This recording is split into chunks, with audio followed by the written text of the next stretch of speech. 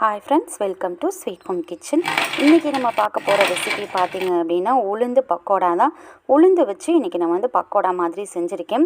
நல்ல மழை பெஞ்சிச்சு. சரி, இந்த மழைக்கு சூடாக பார்த்திங்கன்னா எப்போயுமே வடை பஜ்ஜி தான் சாப்பிட்றோம். அதனால் பக்கோடா மாதிரி ஒன்று பண்ணலாம் அப்படின்றதுக்காண்டி மழைக்கு இஞ்சி டீயோடு சேர்த்து இந்த பக்கோடாவும் நான் வந்து ரெடி பண்ணினேன்.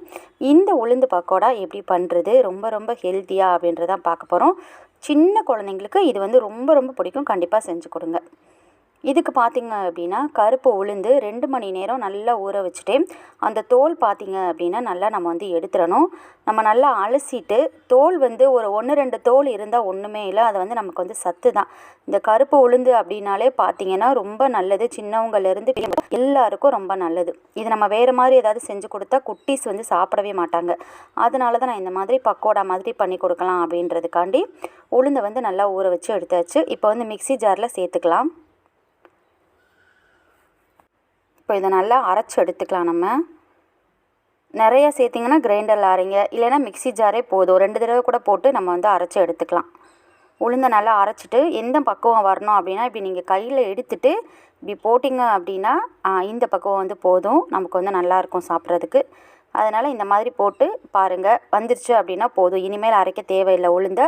இதை அப்படியே இன்னொரு பாத்திரத்துக்கு நீங்கள் வந்து மாற்றிடுங்க. உப்பு தேவையான அளவு சேர்த்தாச்சு. உங்களுக்கு எவ்வளோ உப்பு தேவையோ அந்த அளவுக்கு நீங்கள் வந்து சேர்த்துக்கோங்க. வெங்காயம் வந்து அதிகமாகலாம் சேர்க்க வேணாம், கொஞ்சமாக சேர்த்தா போதும். அரிசி மாவு பார்த்திங்க அப்படின்னா ஒரு 1லேருந்து 2 ஸ்பூன் வரைக்கும் நான் வந்து சேர்த்துக்கிட்டேன். வெங்காயத்து மேலே ஏன் சேர்த்தேன்னா கொஞ்சம் ஈரமாக இருக்கும், அதுக்காண்டி தான். அதே போல் ஜீரகம் சேர்த்துக்கோங்க. காரத்துக்கு வெறும் மிளகுத்தூள் தான். மழை காலம் அப்படின்றதுனால மிளகுத்தூள் வந்து சேர்த்துக்கிட்டு கருவேப்பிலை சேர்த்துக்கிட்டேன். அவ்வளோதான். இதை அப்படியே நல்லா பிசைஞ்சு விட்ருவோம். நல்லா மிக்ஸ் பண்ணி விட்ருங்க.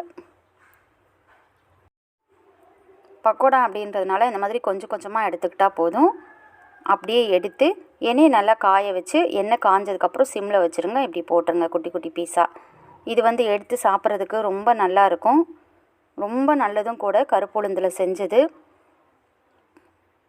கண்டிப்பாக நீங்களும் இந்த மாதிரி உளுந்து பக்கோடா செஞ்சு பாருங்கள். இந்த மழை காலத்துக்கு ஹெல்த்தியான ஸ்நாக்ஸாக நம்மளோட குழந்தைங்களுக்கும் சரி, வீட்டில் இருக்கிறவங்களுக்கும் செஞ்சு கொடுங்க. இந்த வீடியோ பிடிச்சிருந்தால் லைக் பண்ணுங்கள், ஷேர் பண்ணுங்கள்.